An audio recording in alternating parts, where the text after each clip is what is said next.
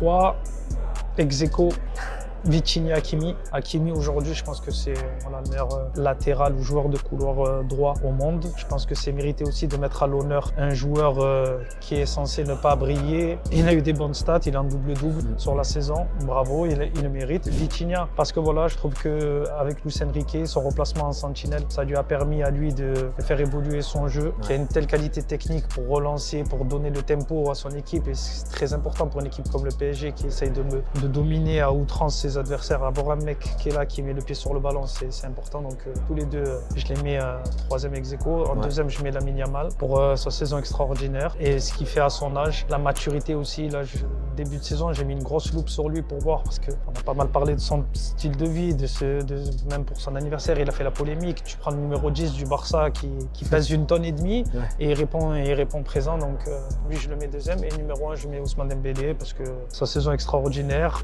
son caractère décisif durant la saison, et parce que c'est un Français, je ne vais pas mettre quelqu'un d'autre à la place d'un Français quand il y a un Français qui peut le gagner. Je trouve que on parle beaucoup du collectif du PSG, mais il a quand même fallu une individualité comme Ousmane Dembélé qui a claqué autant de buts et dans les moments importants. Et je trouve que son virage, en plus, il le fait au mois de décembre, c'est là où tout change, où il commence à trouver une efficacité. Et je trouve que il le mérite amplement.